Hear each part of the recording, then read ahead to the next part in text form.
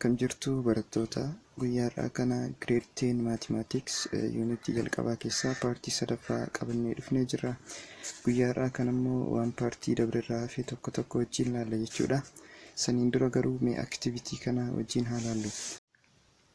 Activity 1.1 irraa gaafiin jalqabaa for the polynomial expression jedhee polynomial functionii kana nuuf kenna jechuudha. Itti aansee immoo gaafilee afaran tokko nu gaafata. Saniin dura garuu nu maal gochuu qabna? Polynomial expressionii kana bifa biraatiin barreessuu qabna jechuudha. Bifa salphaa ta'een barreessuu qabna. Kana gochuuf jalqaba irratti waamsisaan afuriin kun isaan sadeeniif ni dhaabbata. X square over 4 plus 3 over 4 minus 6 x raised to 4 over 4 plus 7 over 8 x minus x cubed jechuudha. Isa kana kan salphatu ni salphisna.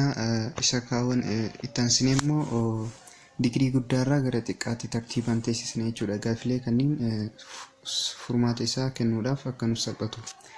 Jalqaba irratti digirii guddaa kan qabu isa digirii 4 kan qabu kanaadha. Kanaafuu isa jalqaba irra barreessuu qabna.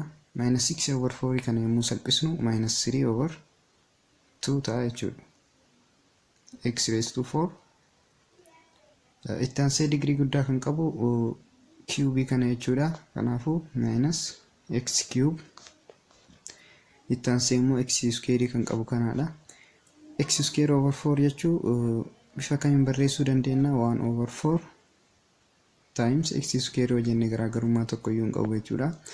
Itti aansee paawarii takka kan qabdu 7 over 8 kana fudhannaa jechuudha. 7 over 8x plus 3 over 4 konstantii kenna jechuudha. Itti aansee gaafilee jiran kana deebisnuti. A irratti maal nu gaafata? Digiriin isaa meeqaa nuun jedha. Digiriin isaa paawarii isa guddaa kan qabudha jennee jirra. Kanaafuu paawariin guddaan as keessatti 4 jechuudha. N equals to 4. B irratti immoo maal nu gaafata? What is the leading coefficient? Leading coefficient maa inni nuun jedha. Leading coefficient jechuun AN jechuudha karaa biraatiin. N kenna 4 jennee jirra. A4 meeqa ta'a jechuudha. Coefficientii digirii ol'aanaa biratti argamu jechuudha. Innis meeqa ta'a? X4 biratti coefficientiin kenna meeqa? Negative 3 over 4. Kanaafuu C irra kan jiru immoo maal ta'a? What is the coefficient of x cube? Coefficientii x cube nu gaafate. X cube coefficientiin isaa negative 1 ta'a jechuudha. Negative 1. D irra kan jiru immoo what is the constant term? Constant term kan jijjiiramaaf biraan qabne jennee jirra. Kanaafuu 3 over 4 ta'a jechuudha. 3 over 4. Haala kanaan salphumatti gaafilee jiran hojjechuun ni danda'ama jechuudha. Gaafii lammaffaa irra jiru kan immoo xiyyeeffannaadhaan ilaaluu gaafate jechuudha. A matchbox has length x centimeter, width x plus 1 centimeter and height 3 centimeter. Boksiin kibiriin keessa taa'u kun jechuudha. Oromifaan maal akka ta'e hin beeku. Boksiin kun lengizii isaa yookiin dheerina isaa, dalga isaatii fi hojjaa isaa nuuf kenna jechuudha. Dheerina isaa, lengizii isaa nuuf kennee jira. Meeqa nuun jedhe? X nuun jedhe jechuudha. X centimeter. Widthii isaa yookiin dalga isaas nuuf kennee jira. Meeqa? X plus 1 nuuf kenne. Itti aansee immoo height isaa nuuf kennee jira. Meeqa nuun jedhe? 3. Kanaafuu isa kanarra dhaabbannee gaafilee jiran deebisnaa jechuudha. Jalqaba irratti A irratti maal nu gaafate? Express its surface area as a function of x. Surface area isaa akka bifa functioniitiin ibsinuuf nuun jedha jechuudha. Kanaafuu jalqaba irratti area fuula isaa jechuudha. Fuula meeqa qaba jalqaba irratti qaamichi kun? Fuula 6 qaba jechuudha. Boksiin kun fuula 6 qaba. Kanaafuu fuula 6 irrayyuu kan jiru surface area isaa dalaguu qabnaa jechuudha. Kanaafuu jalqaba irratti wanti nu goonu maa inni surface area tokkoon isaanii dalaguudha jechuudha. Mee fakkeenyaaf kanas bira jiru kanuma fudhanne surface area argachuudhaaf area jechuun dheerina lama walitti baay'isuudhaan kan argannudha jechuudha. Asirratti kan walitti baay'isuu dandeenyu leengizii fi heeyitiidha.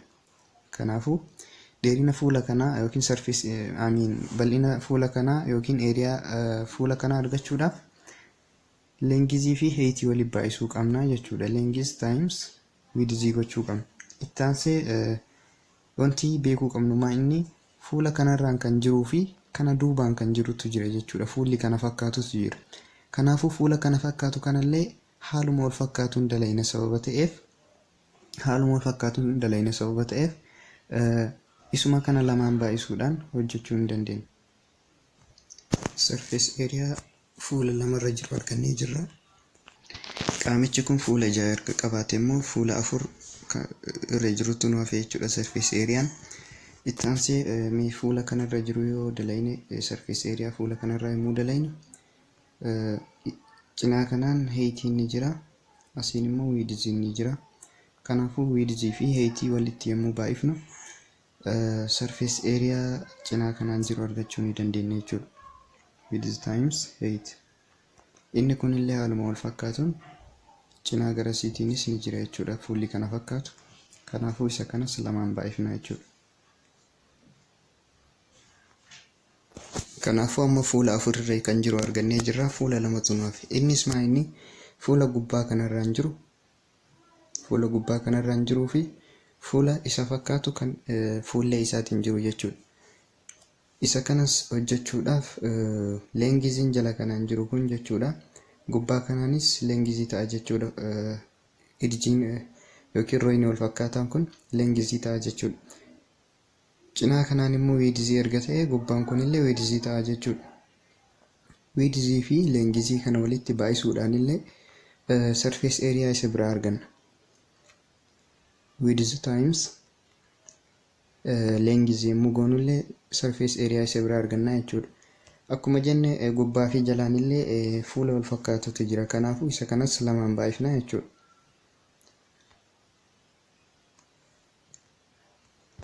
Steppiin itti aanu isa kana kennama kenna irratti galchuudha jechuudha. Leengiziin qabna, heeyitiin qabna, widziin qabna. Kanaafuu ittiin galchuu qofa jechuudha.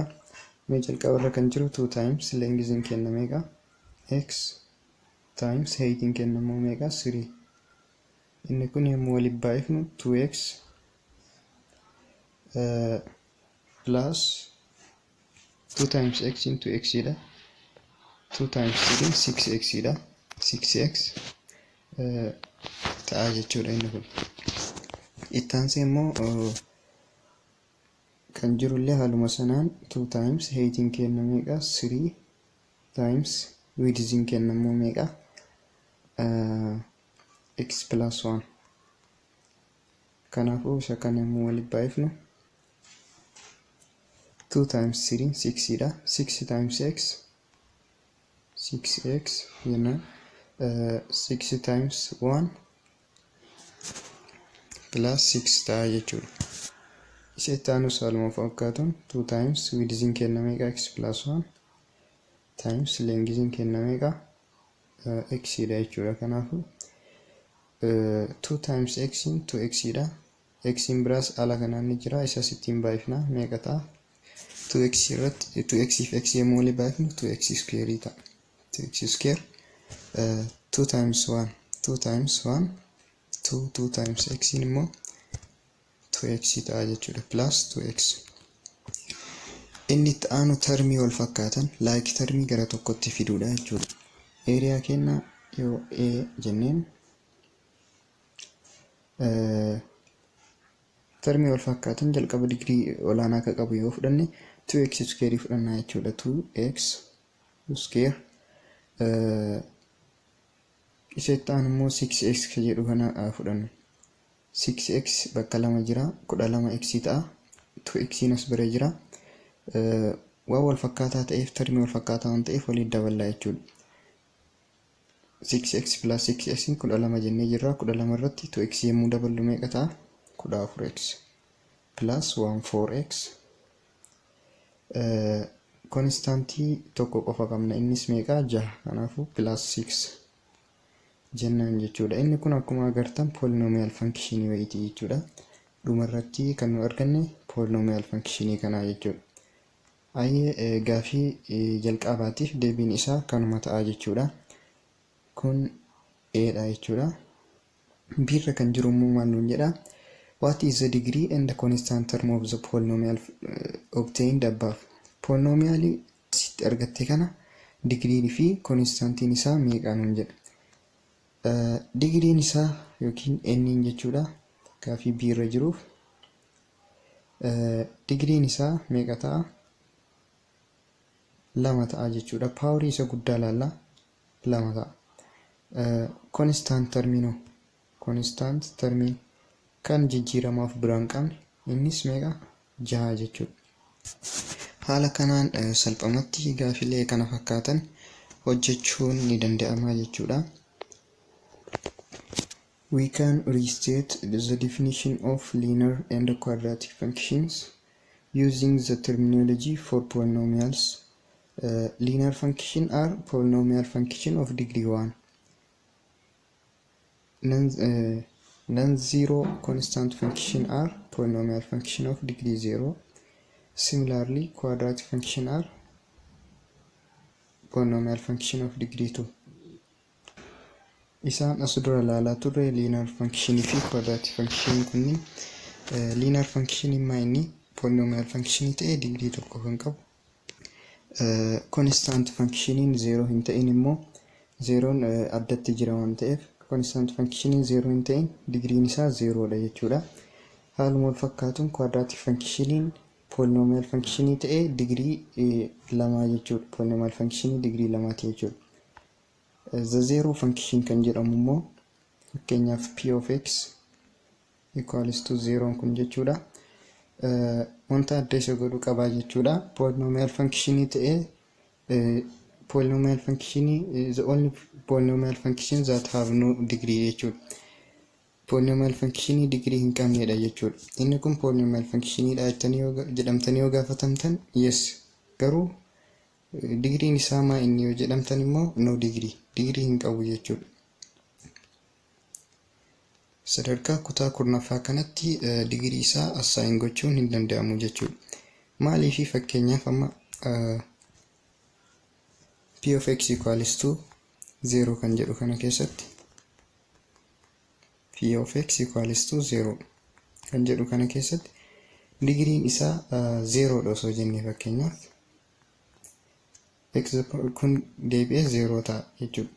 Amma osoo digriin isaa 10 jennee 0 x raised to 10 osoo jenne illee lakkoofsi kam yoo 0 baatu deebi'ee maal ta'a? 0 ta'a jechuudha.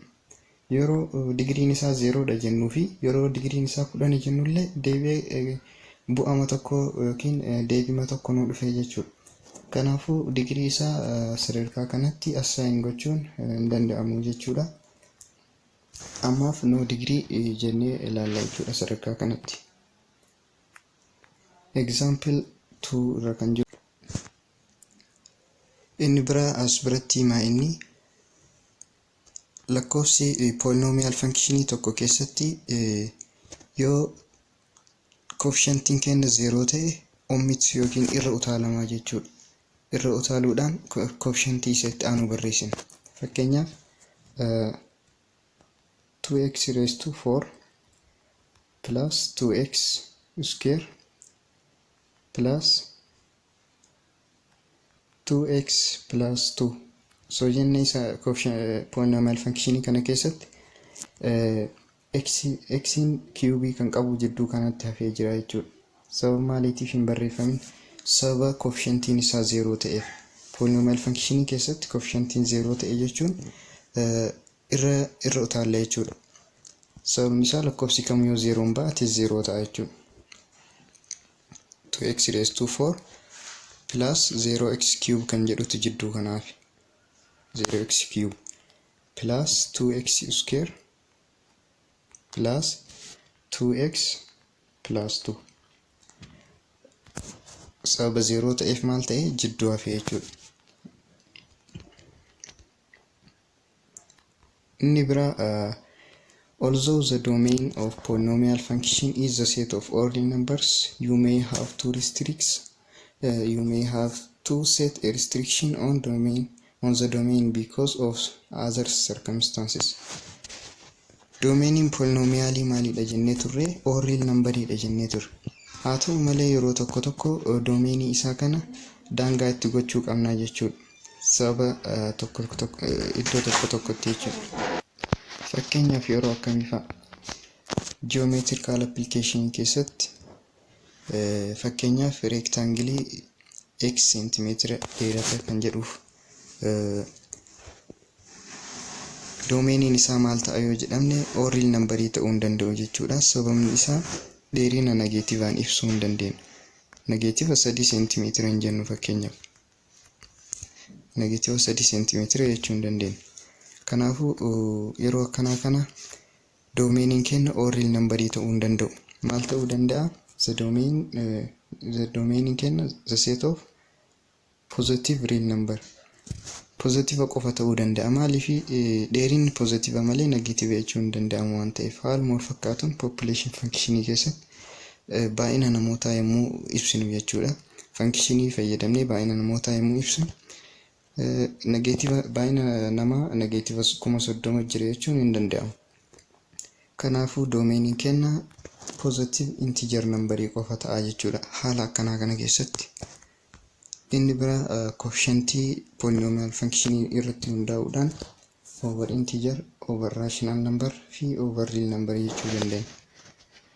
Over integeridha functioniin tokko, polynomial functioniin tokko over integeridha kan jennu yoo coefficientiin keenya hundi isaayyuu integerii ta'edha. Polynomial functioniin tokko over rational numberidha kan jennu immoo yoo coefficientiin polynomial functionichaa hundi isaayyuu rational numberii ta'edha.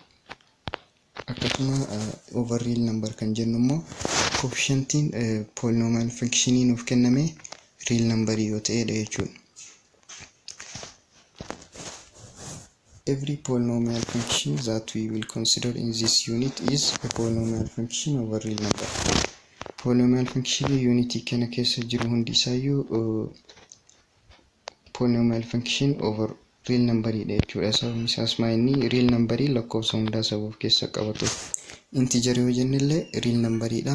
Rational yoo jennellee real numberidha jechuudha. Fakkeenyaaf mee kanas bira jiru kana ilaallu.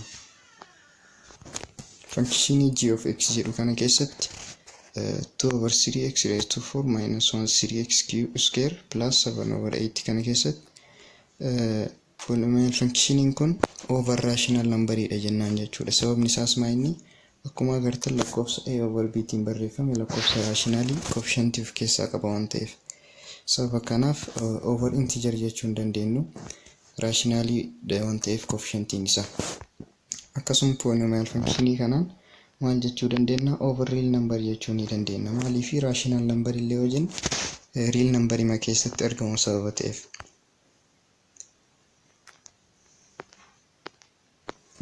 Inni biraa immoo polynomial functionii tokko bifa garaagaraatiin barreessuu ni dandeenya jechuudha.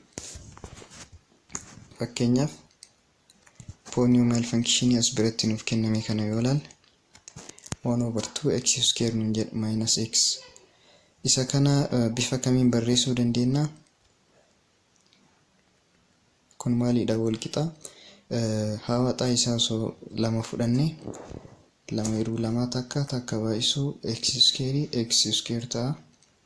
Lama hiruu as jala takka jira. Lama hiruu lama meeqa? Lama baay'isuu negative x minus 2x ta'a jechuudha. Inni kun isa kana wal qixaa jechuudha. Polynomial functionii kana bifa biraatiin barreessuu dandeenya jechuudha. Ammas isuma kana haala biraa kamiin barreessuu dandeenya? X'n bakka lamaanuu ni jira. Kanaafuu x tokko fudhan as bira maaltu nu hafa? 1 over 2 x tu nu hafa. Akkasuma bakka x san minus 1 tu nu hafa jechuudha. Haala kanaanis yoo barreessine functionii kana jechuudha. Expressionii biraatiin ibsame malee Haala biraa immoo akkamiin barreessuu dandeenya? Fakkeenyaaf x asitti negative x duubarraan jiru kan gara fuulduraatti fudhachuudhaan negative x plus 1/2 x square yoo jennellee isuma kana ta'a jechuudha.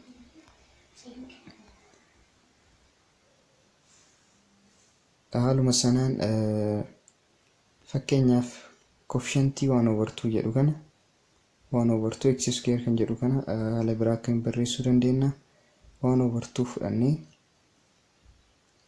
as biratti x square yommuu ta'u minus 2x yoo jennellee deebi'ee kanuma nu dhufaa jechuudha.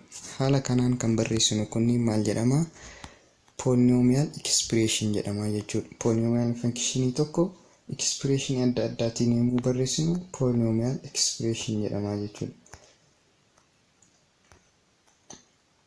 Example 3 irra kan jiru kun immoo for the polynomial expression jedhee polynomial function kana erga nuuf kennee booda degree isaa nu gaafate. Gaafima kana dura hojjetaa turre wal fakkaata jechuudha. Garaagarummaa tokko iyyuu hin qabu. Digriin isaa paawarii guddaa kan qabu 5 ta'a. B irra kan jiru coefficientii x cube nu gaafate. Coefficientiin x cube 6 jechuudha. C irratti immoo leading coefficient. Leading coefficientiin paawarii guddaa qabu biratti kan argamu jennee jirra. Innis -1 ta'a jechuudha. -1. D irra kan jiru constant term. Constant termiin jijjiiramaaf kan of biraan qabnedha. Kanaafuu 1dha jechuudha as keessatti. Haala kanaan gaafilee kana fakkaatan hojjechuun ni danda'ama jechuudha. Inni biraa fi baay'ee barbaachisaa ta'e tokkuma inni funkshinii isaan kana lameen yommuu ilaallu x -1 kana x -1 dhaan osoo balleessine g of x kana nuuf kennaa jechuudha. G of x inni x plus 3 dha. G of x equals to x plus 3. F of x kanallee isaan wal fakkaatan kan osoo waliin balleessine x plus 3 tu nuuf jechuudha. Haa ta'u malee f of x kun poolinomiyaalii miti. Inni kun immoo poolinomiyaalidha. Maaliif yoo jenne fakkeenyaaf f of x kanarratti doomeeniin kenna real nambarii miti jechuudha. Fakkeenyaaf tokko osoo galchinee 1 - 1 0 nu jalaa ta'a jechuudha. Kanaafuu doomeeniin kenna tokko ta'uu hin danda'u. Doomeeniin kenna real nambarii miti. Doomeeniin kenna real nambarii miti jechuun karaa biraatiin inni kun funkshinii poolinomiyaal funkshinii miti jechuudha. G irra kan jiru immoo doomeeniin kenna real nambariidha. Kanaafuu lakkoofsa kamuu bakka x yoo galchine nu ibsa expression kun nu dhugaa nuuf ta'a jechuudha. Kanaafuu inni kun polynomial functionidha. F of x immoo polynomial function miti. Kanaafuu yeroo baay'ee gaafiyyoo akka nuuf kennamu ta'e jalqaba irratti wanti nu gochuu qabnu waliin balleessuu osoo hin ta'in doomeenii isaa check gochuu qabna jechuudha. Doomeenii check erga goone booda yookaan real nambarii taate waliin balleessinee solve gochuu ni dandeenya yookiin immoo polynomial function miti jennee bira dabruu ni dandeenya jechuudha.